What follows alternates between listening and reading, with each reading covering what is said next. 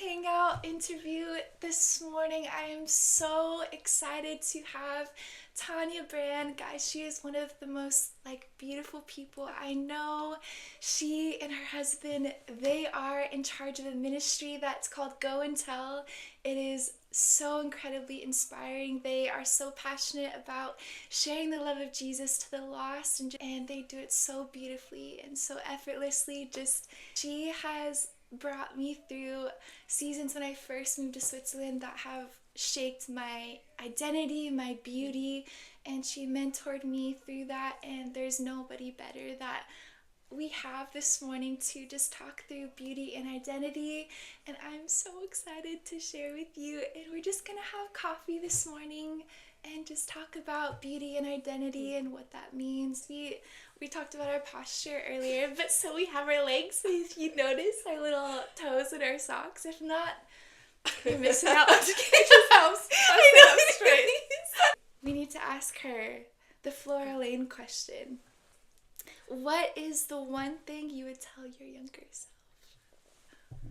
Pray more, worry less. And that is such a cliche saying, I get that. But it really is sit at the feet of Jesus. Sit at the feet of your Creator and really learn who you are. Because apart from Him, apart from who created me, there's no way I can figure out who I am. And I think if I would have known more how much more important, I'm not talking monologue, I'm not talking about prayers and begging God, I'm just talking about getting to know Him. Sitting at His feet, right? And then just knowing that everything's going to be okay. You have no idea what the future holds. You have no clue. Yes. Ups and downs, roller coasters in life. Yeah. But if you can just really learn the voice of Jesus from the very beginning and understand that you are the daughter of the King, then life will be way simpler and easier in the middle of the storms. So that's what I would tell myself, my younger self. So beautiful. Okay, are we ready to dive deep? We are. How would you define beauty? It's a good one. Mm-hmm. It's the ultimate girl question, right? Yes, Especially totally. in the age of social media. Yes. I think our world defines it as the other appearance. Yeah. Or some crazy knowledge or some influencer style thing. But we are made spirit, soul, and body. And I think all three have to exude beauty in order for it to be considered beautiful, right? If you have cellulite, you can still be absolutely beautiful. I tell myself that anyways. But in all seriousness, you may want to edit that out. Oh my gosh.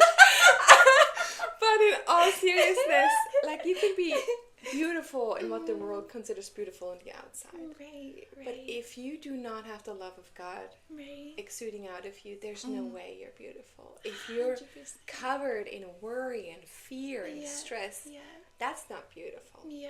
Right? 100%. And so the Bible says she's clothed in strength and dignity, and she will laugh without fear of the future. Where do you get that strength from? Because strength and dignity is beauty.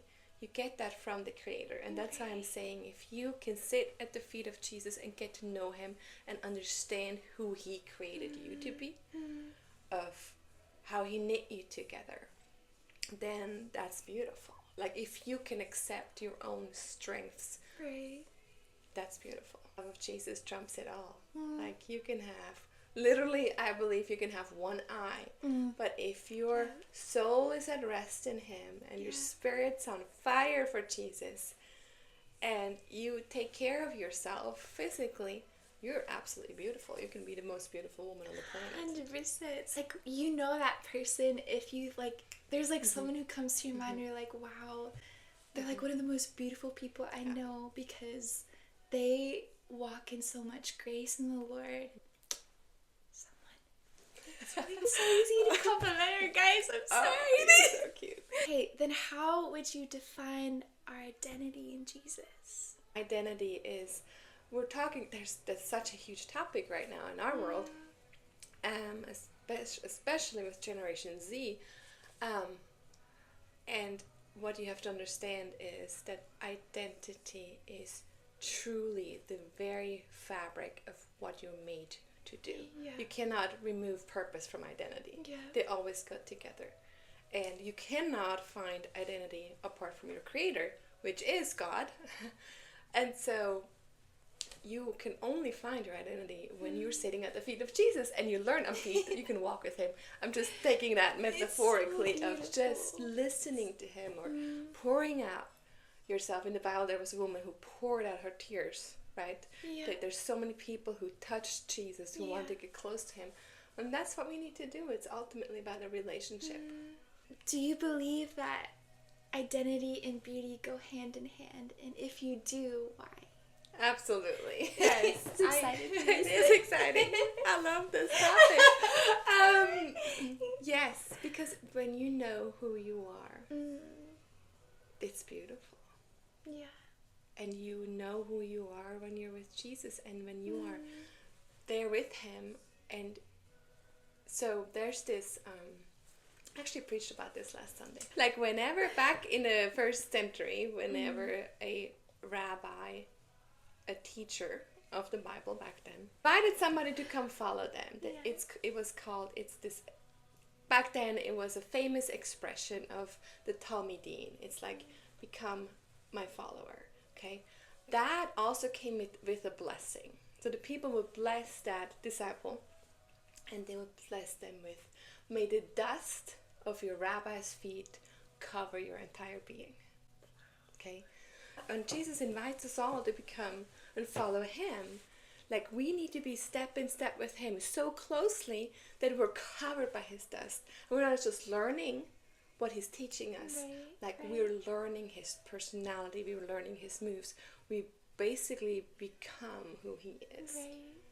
And that is ultimately who we're made to be, is become more like him and being transformed into his image. And that makes you beautiful. I love it. How was your personal journey as a young girl of knowing your beauty and identity in Jesus? A little bumpy, to say the least. A little bumpy. Yeah, I mean, I grew up in a divorced house, mostly raised by my dad in my teenage years.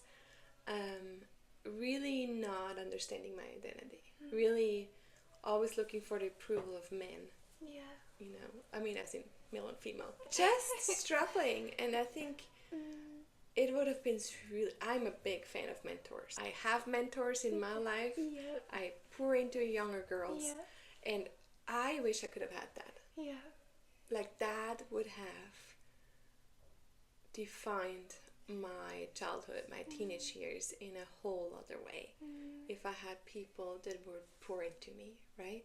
So, yeah, it was really rocky because I didn't have the women around me that really were showing me, hey, draw close to God. Hey, at his feet, you're gonna really figure out who you are. Don't worry about what people think. Comparison, Right. all 100%. the insecurities, all the stuff that comes with the 21st century things, right? Yeah. Media and all that. So yeah, it was really rocky. I knew Jesus loved me, but I didn't understand fully what that really meant. How old were you when you met Jesus? Well, I grew up in church. And I mean, I knew all about it, and I loved and I read the Bible. But really, it wasn't until after I kind of strayed away a little bit that I recommitted my life to Jesus around 17. And I really fell in love with him. And the Bible opened up to me in a whole new world of like, I think that in the following 2 years, I wrote 22 journals. Like I just wrote and wrote and wrote and wrote. And it's like, yes, I mean, because I was God was just speaking. Wow. Because I was listening, right? Wow, yes. I was learning, I was in his word, and I was really starting to understand how his voice sounds like. And so, yeah, I really wrote 22 journals, like just boom, boom, boom. Which is cool. And I think that's how good God is. Like, he's like, hey, come follow me. And then he just blesses us to let us know we're with him. Yeah. that. I could just picture you journaling so much and just like going through all the books. Good handwriting. I wrote something the other day, and one of our team members was like, "Aren't you a woman? Aren't you supposed to write?" And I'm like, "Ew, how rude!" Like, really, where's that coming from? Thank you. Identity check. So if you go check out on her website, there's like how she writes. I'm just kidding. Yeah, it's really bad. It's true. Come follow me and see my awful handwriting. How is it having horrible? She has great handwriting. She does not. You have a gift that I don't have. Speaking of writing, Uh-oh. she wrote a book, a children's book, and I will put the link down below. Oh, It's amazing. It's about. It's actually identity, it is right? about It's identity. about identity. It's called I Am Valuable. Guys, go check it out. Really, for your children, it's so beautiful to read to them. I love the art in it. I just love it. It is so cute. She did great. It is My really illustrator. cute. She rocks. Yes. Just little side note. Well, thank you for this little commercial slot. How is your personal journey today from a young girl to womanhood years later grown into your beauty and identity in Christ? I think,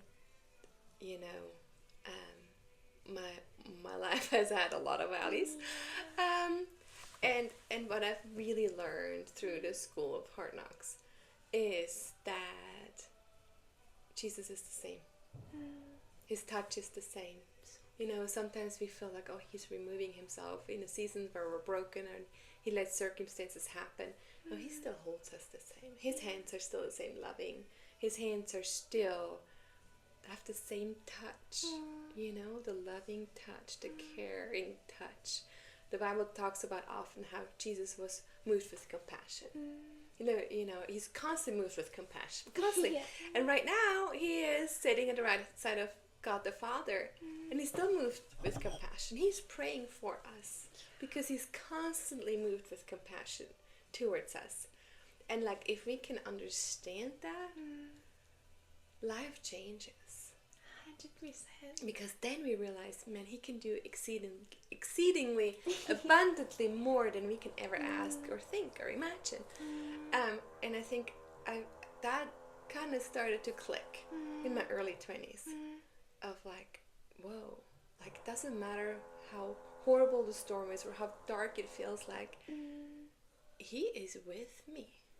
That is so good. Yes. I mean, we both know moving countries messes Yes. with you majorly. 100%. It's whoa, who am I? Yeah. And that happens over and over again. It happens when you get married. It happens when you move countries. When it happens even when you move to a different house. When you have children. Burning.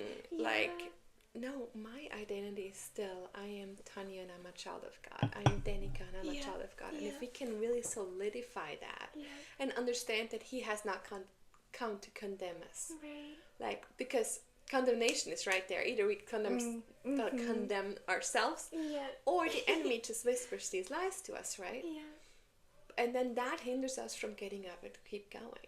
But if we understand, no, he loves me. He knows I'm not perfect. He died for me because he knows I'm not perfect. And just leaning into him, then that establishes a foundation of who we are in him that we can build on and grow with.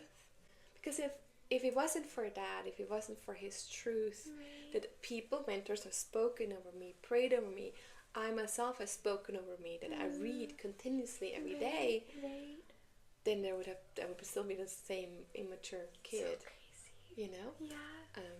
So it's all these simple concepts that probably most of us have heard so many times. But man, apply them. Make them part of your daily life, and just spend time with Jesus. Yeah. Just learn his voice. My sheep know my voice and they follow me. Make him alive. Grab another version of the Bible and read it in a different version. I don't have one that I'm sticking to. Make it come alive and ask God, hey, sometimes I read the Bible fast and sometimes I go line by line super slow because he reveals something else every time. And make it your personal journey. Don't do it how somebody else does it. Make it your own. And yeah, no, I'm preaching, sorry. She preaches and her messages are like straight to my heart. She casually sent me a video when she went to the Ukraine. And she was just like preaching when the war was going on. And I was like, this woman, she just helped me so much. I'll never forget when like I opened up to her, because moving in a new country and you're going through really intense things and things that you've never really gone through before as a woman. Like I've never, like of course I went through like those days where I was like, am I beautiful, struggling with my beauty, comparing myself. But when I moved to Switzerland, it was like next level. Like I saw the enemy just use that. Like I've never experienced such mental lies before in my whole life like that. And I just felt the Lord just speak to my heart to reach out to Tanja. And I'll never forget where she just like looked at me and it was straight to my heart, where like everything stopped. And it was just like a whisper from the Lord, just like, remember who you are, remember what the word says, dig so deep in the scriptures where it talks about like who you are in the Lord, and write them down, put sticky notes or like those things. I'm a firm believer in sticky notes or lipstick on the mirror. Yes. So I can remind yourself. Yes. Changes everything when you have a mentor. Totally. I mean, I have one. Yeah. I'll never grow out of it. I hope I Yes. have one when I'm 90. Yes. So maybe she's 91, but let's just go for it. Over and over, it says, God has not given us a spirit of fear or a spirit that makes us timid, but of power, love, and self-control. Right. So what's power? It's through the Holy Spirit. Love, through Jesus. Self-control is an important one of taking those thoughts captive, but also not self-condemning and giving ourselves grace. Right. And I think that's just... That's the key. The key of it all. Because also when she talked about cellulite, I think we're gonna take that out. We're gonna have to take that out. Never mind. Maybe we're not. I don't know. Okay, well if we keep it, cellulite, because I have it. She doesn't have it. I never see it. But I have a comment on that from one of those other questions. So maybe we need to keep it inside, because obviously it's a recurring theme. Guys, those of you who are watching it, like, stop and talk about that. We are here. Oh, coffee hangs and cellulite. Coffee hangs and cellulite. That's the title of our podcast. With Tanja Brann. It's a thing. It is a thing. I've looked up the creams. Yeah, you tapped on all kinds of stuff. Yeah. It doesn't work. It doesn't work. So you're not alone. You're not alone.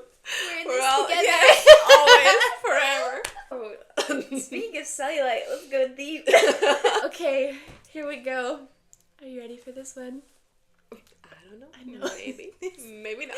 No, actually, maybe I won't answer. Yeah. Let's see. Bye. What lies about beauty or identity did you believe growing up, and how did God begin to replace those lies with truth? Lie that I'm never enough. You know, that no matter what I do, I'll never be enough to be accepted by God, by anybody. Yeah.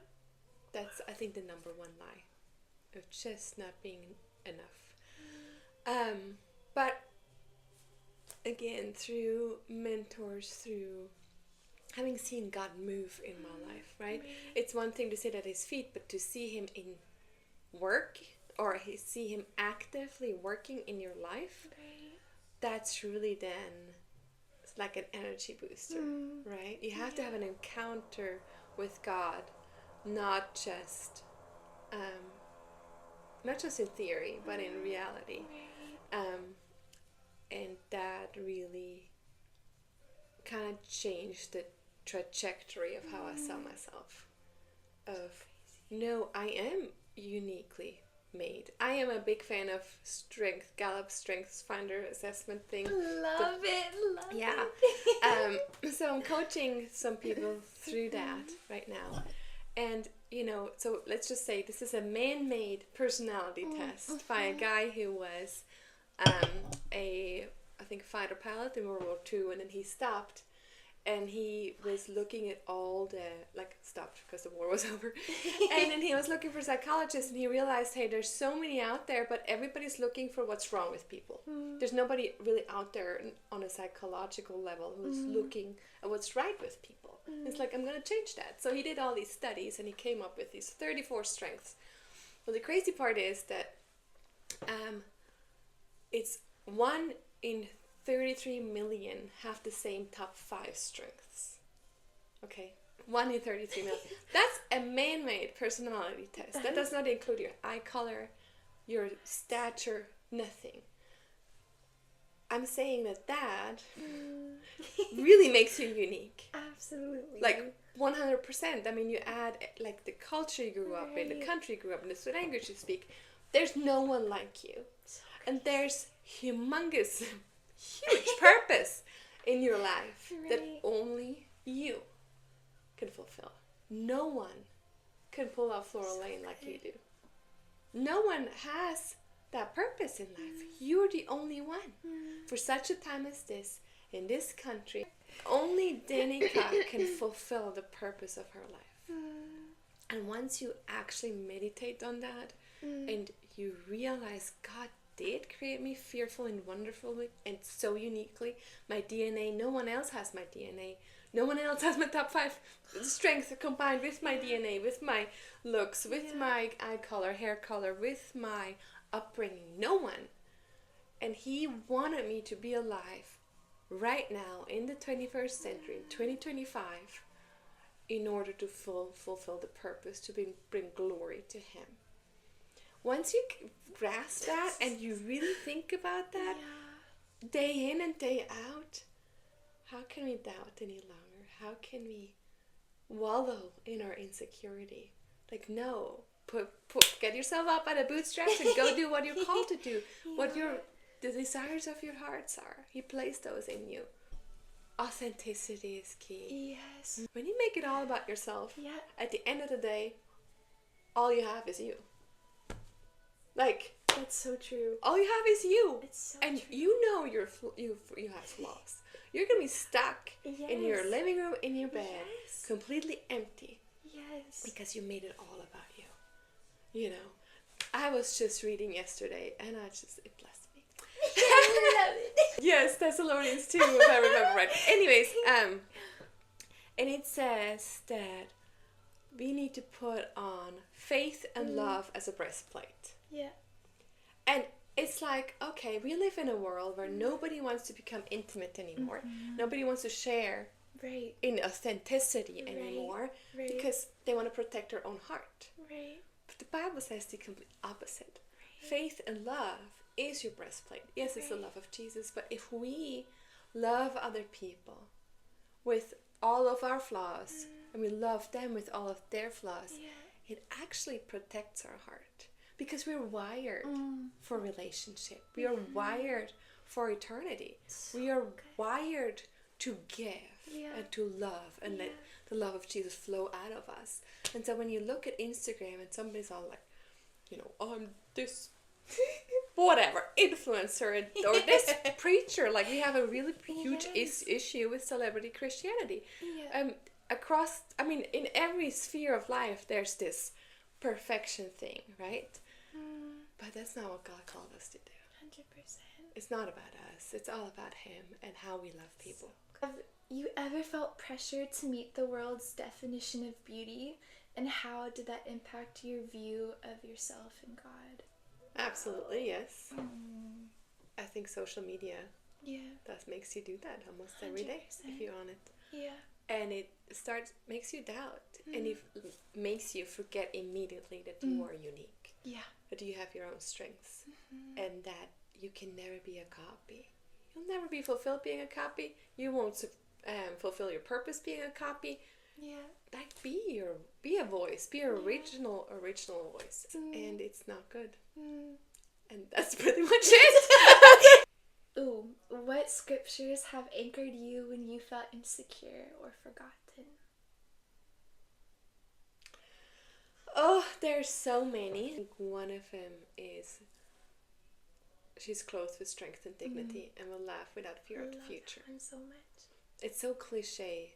And it's in Proverbs 31, which most women are like, the world has drawn a picture of woman that is not in the purpose of God.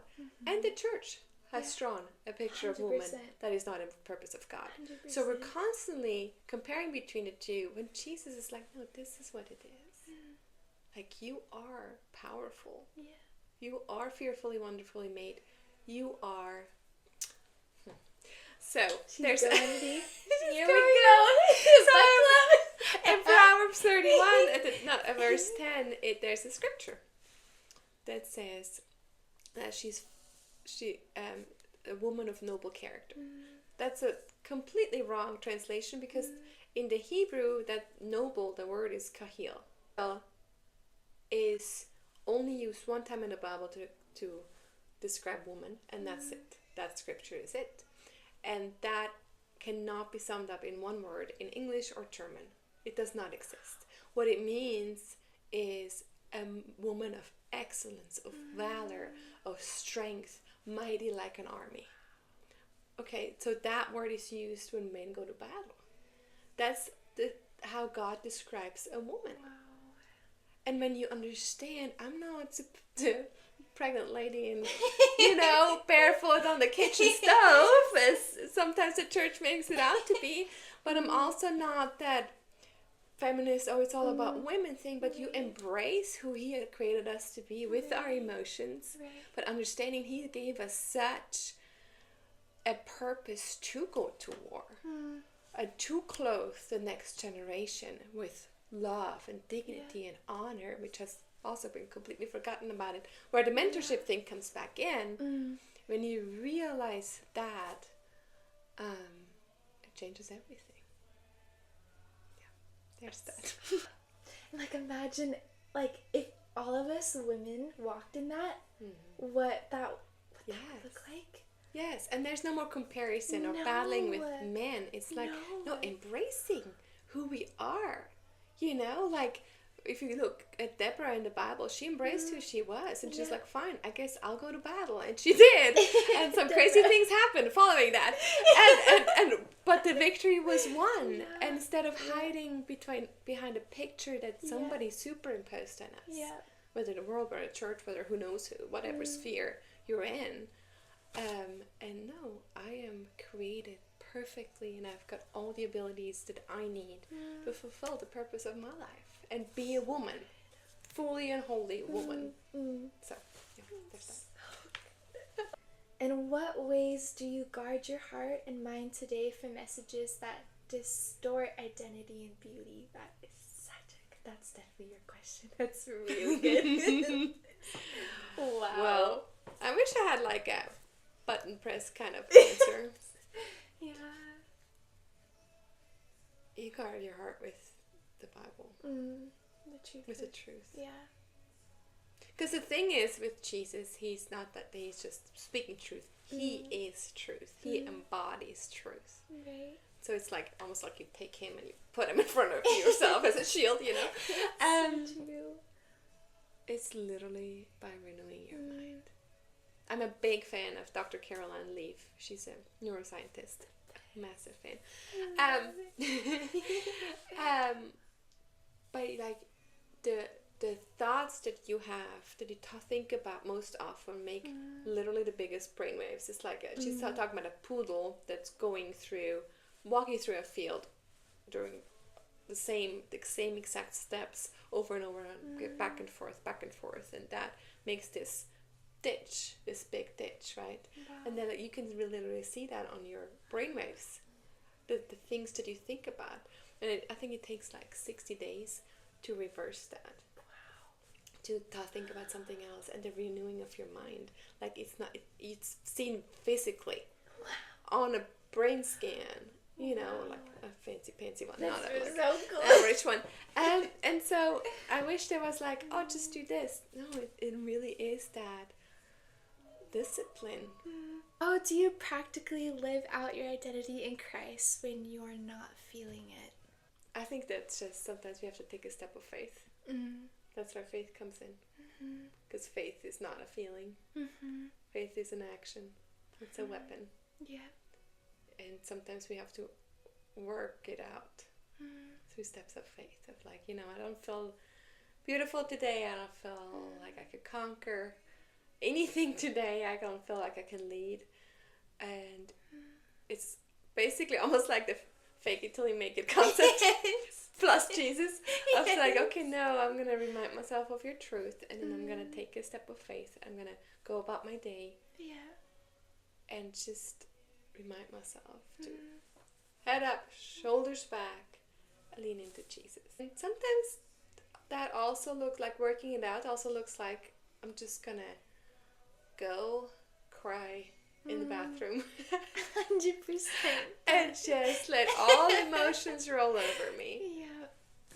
I think it takes about, was it like 90 seconds for an emotion to go through you, or even less. And it's okay to feel those emotions. Yeah. Like, let it go through you, but then pick yourself up and be like, okay, I let myself process, I let it out. Yeah. Now we're gonna start moving forward. Something when I first moved here and going to church, my husband is the kids and youth pastor, and so we are full on. So it was when we got married, it was like full on ministry and trying to adjust with the language. And I know that's also what your husband probably went through too. And that was something where I literally had, like, my tank was full with God in the morning because I was able to pour out in only what God gave me with the language of not knowing anything, of being in the service and listening, but not understanding, but trying to show who I am, who God has created me and called me to be, was smiling. But then people would say, are you understanding? Because I was smiling, and I was like, nope. And then it came across fake in my head. I was like, oh no. And there were moments where I literally had to run to the bathroom, cry, just everything out, because I was like, okay, now after church we have lunch with everybody, and I want to be myself. I want to show people myself. I had to go in the bathroom and then just cry and then say, God, can you please fill me, because I have no more confidence. I feel like there was a fog over who God has called me and created me to be, because I was filled with so much discouragement. And then I just cried it out, and then walking back out, I felt the Lord like fill my tank of gas. And if I didn't take a moment to cry it out and to remember when I wasn't feeling it and to remind my heart, I would have probably been a complete wreck. So that's such a real thing. Ooh, what are some daily or spiritual habits that help you stay rooted in your God-given identity? Well, there's a lot, obviously. My coffee. It's not just... but there's several things. Like, I go run. I'm a big fan of working out, because you have to understand your body and appreciate your body, right? There's so much self-condemnation sometimes. That get out, go for a walk, appreciate what your body does. Like, be grateful, be thankful for your body. Actually, it's interesting. In James it says that anything you receive with thanksgiving is blessed. So if you can receive your body with thanksgiving, it's blessed by God.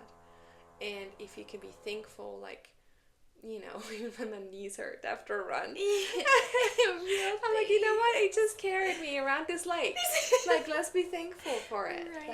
It's amazing what our bodies can do and how much it can be pushed. And the potential it has. And the same with our spirit. Like, push yourself to learn something new. Yes, the Bible. We've talked plenty about it. I think everybody knows how. I'm like, get in the Word. So that's obviously a daily thing for me. But that's your spirit, soul, and body. Do something that's for your spirit.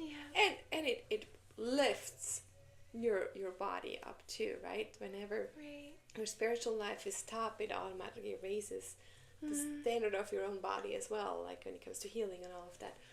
For another day. But anyways, side note. Do something. Take a few moments when you're stressed. Sit down for 5 minutes and breathe and have a cup of coffee. especially to the young mothers, like you Yeah, need that. Even if you right. lock yourself in the bathroom and do it if you need to. Get away from the little ones. Yes. So good. Yeah. So there's just certain things that help you. When I go outside and I run, it's most of my time, my most intimate time with Jesus. It doesn't have to be stuck in a corner. Do what works for you, how you're built, with your abilities, with your personality. Yeah. But do it. And do it daily. Yeah. Do it daily. That is valuable. So valuable. And it's another one I am so excited for because I can see all the faces of like the teens, of my friends, of my mom's friends, of my family. If you could encourage the person watching in their age, what would you say to remind their hearts, encourage, and speak life into? Maybe let's start with a teenage girl. Yeah. Get off social media. Love that. I mean, like, really. Period. Yeah. My daughters will not have social media till about 18 or later. There's just no way around it. Yeah. Most people that are even in Hollywood, most people that work with anti-human trafficking, which I'm involved too, just do not get on social media. Your mind, your cognitive brain has not been developed enough to handle it. Not even us. Like, look what it does to it.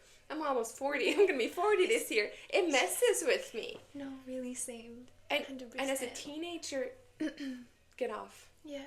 Get off. You're not doing yourself a favor. You're causing damage to your physical brain, to your heart, to your soul. And so, I'm sorry. I know it's not cool. I know it's not what people tell you to do. But you will not be able, or you'll be a gazillion times harder to understand who you were created to be when you're on social media, continuously comparing yourself. 100%. You won't find your purpose. You won't find what makes you unique, that God will use to just really be a proper and healthy influence on others. That's something with Flora Lane that I wish, oh my God, if that didn't have social media, I would be completely off of it in my personal opinion, because once I'm on it, I get sucked into it no matter what, and I feel like the enemy uses that even when I'm just scrolling or trying to post something that I find funny videos. Oh, is there like that, like, serum that's supposed to help make you look even more beautiful, which then there's like a deeper, and you get stuck, and you don't realize until you're like completely broken of, wait, who am I again? Like, it's so crazy. I mean, look at Flora Lane, what you've created. It's so unique, and it's excellent in its uniqueness, right? And if you do that and you compare yourself and you adjust, you tweak automatically. 100%. Whether you want to or not, you start tweaking. Yeah. Because you compare, it would never be what it is. And you're building a beautiful, authentic, awesome brand. Stay off social media. So, bye guys. Okay, what about to just a young woman? A young woman. Like, maybe 18 to like 25. Older is younger too, guys, but it was... That's right. Probably the same. With a little bit, I think, surround yourself with women. Like, for teenagers, surround yourself with women who pour into you, but that's not enough. It's really a button press, get off.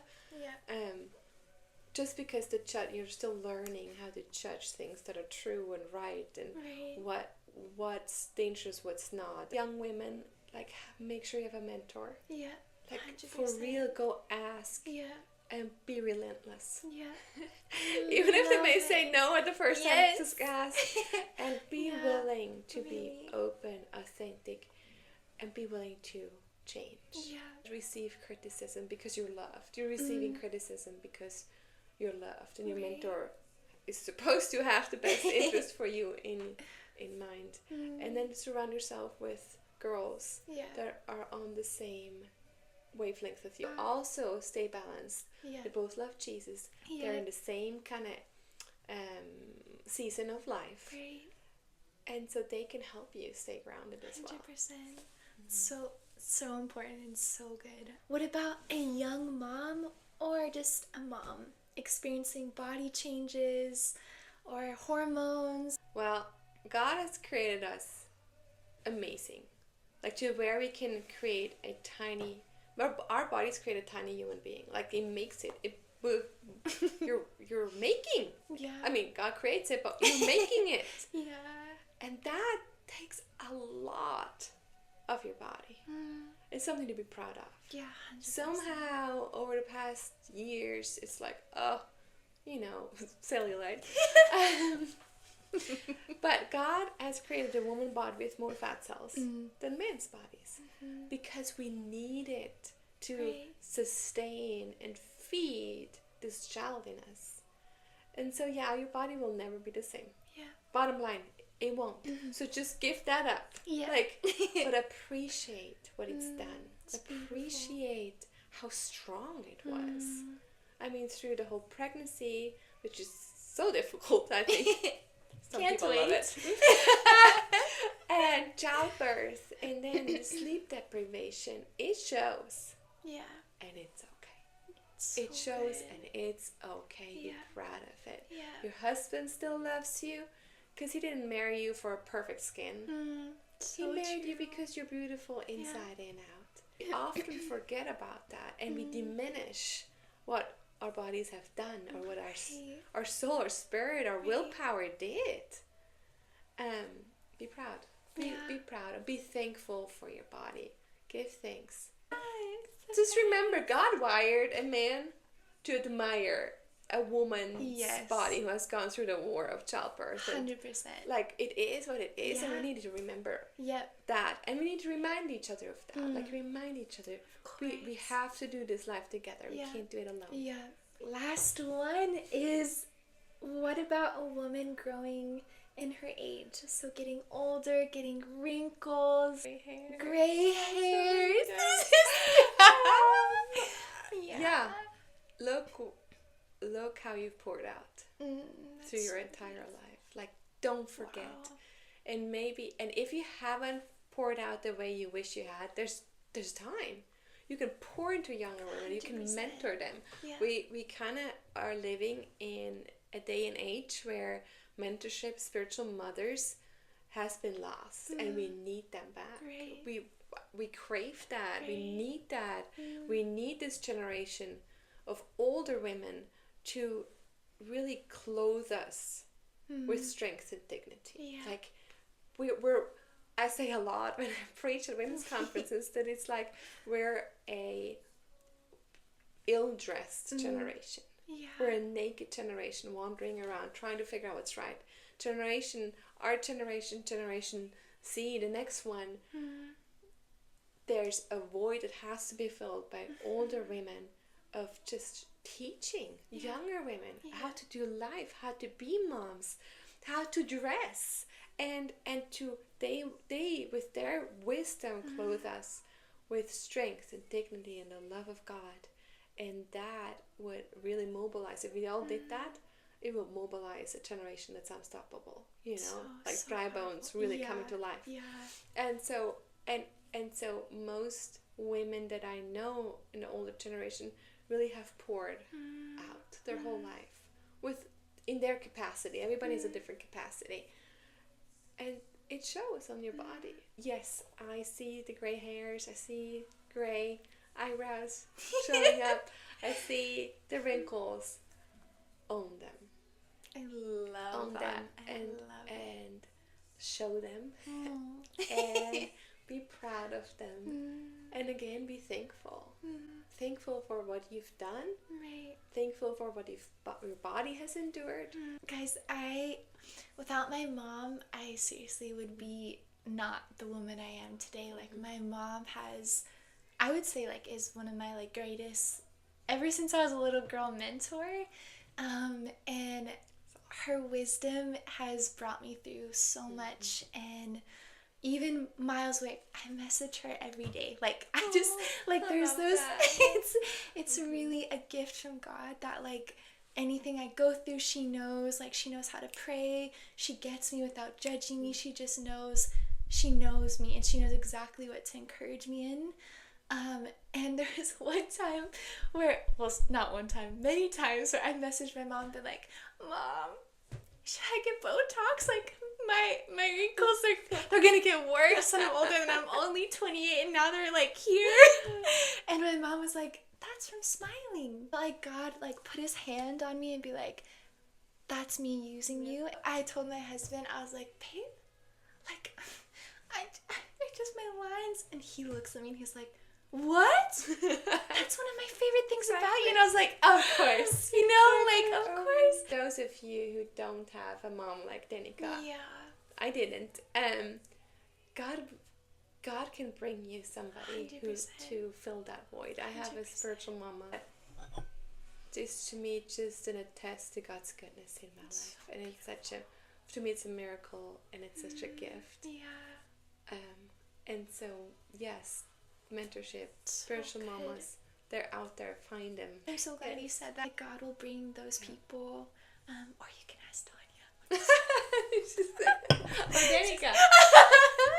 We are your mentors, guys. Little did you know, surprise. Thank you for having me. Thank this was you such a great for time. everything. It was literally now I'm just put to the sleep. best. I know, Sitting on right? it. Thank you for this awesome Yes, cup of you're coffee. so welcome. Guys, we will see you next week, and thank you so much for watching.